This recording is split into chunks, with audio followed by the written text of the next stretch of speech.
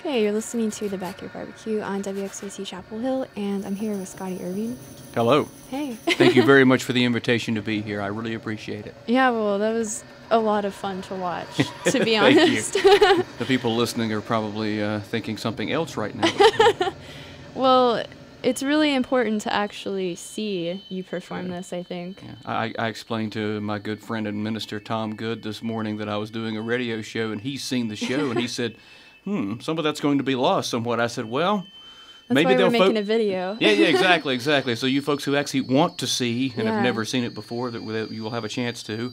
But I like focusing on the sound quality of it too, because I actually do have a few things out for audio listening, not just watching and listening.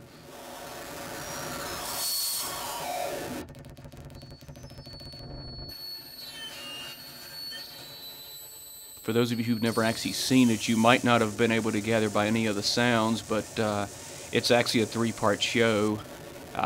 It is a Christian performance art piece. You heard me correctly. No irony involved, although people have asked me that over the years. Obviously noise and percussion. The noise and percussion were probably heard very easily a few moments ago, but maybe some of the other aspects were not quite as known by the folks listening over the,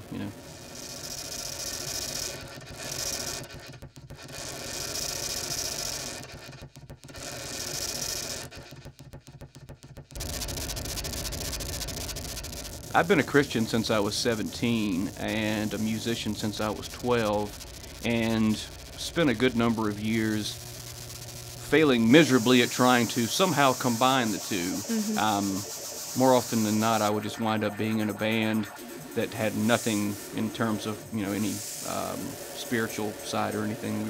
It would be just from a musical standpoint. It wouldn't be anything that I wouldn't bring my politics into it, so to speak, and no one else in the group would either. But I don't know. Over the years, it just felt kind of hollow, and I eventually started getting ideas as to how I might be able to put a show like this together, but I didn't have the courage to do it, quite frankly. And it wasn't until January of 1997 that I actually played the first Clang Quartet show, and I told my wife, there are 2 days in my life I have been so nervous I thought I was going to die. Our wedding day and that show. I'd never gone on stage by myself and just done something like that before, and I'd certainly never done anything that was, even from a noise point of view. There's some noise fans who have seen my show and they find it to be a little bit, shall we say, left of center. Mm-hmm. When the noise crowd is going, what's that? You've got something that's, well, I'd like to say worth seeing. I guess that's up for debate.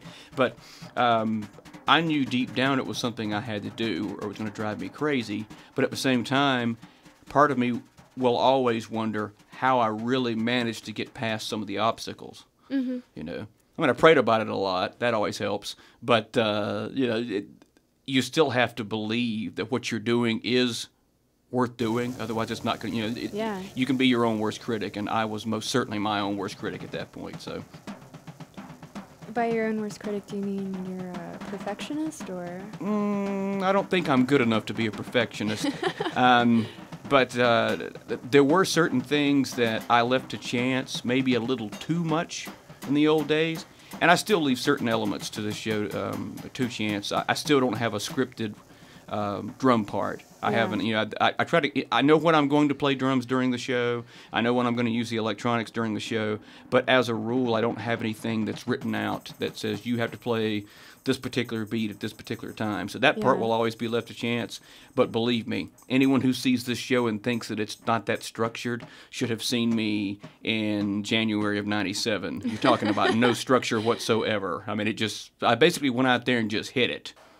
And like I said, I didn't have a lot of courage at the time. I invited 25, 30 people that I thought maybe if I can play in front of them, I can play in front of everybody else. Yeah. And, years later, been all over the United States with it now, but it's kind of funny. Everything that I have that is wearable is also an instrument. Mm-hmm. That's a criteria for the show, as far as I'm concerned. I love costumes. I love, theatrical rock acts and things like that. I could sit Yeah. here and name names. I mean, obvious references would be people like Kiss, Alice Cooper, Slipknot, you know, people who go the extra mile as far as the kind of show they put on.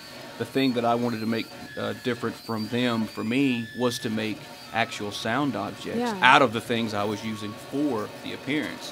That way, if I was doing a show like what I'm doing, you know, what I did just a few minutes ago, where no one's actually able to see it, they still have a place in the show.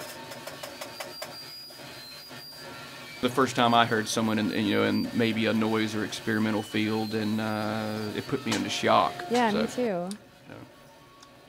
But the more you listen, the more it just becomes totally normal to you. It's true, yeah, and it's weird because my idea of extreme now is not what my idea of extreme was 10 years ago. Yeah. You know, I actually have to find something that's truly shocking now.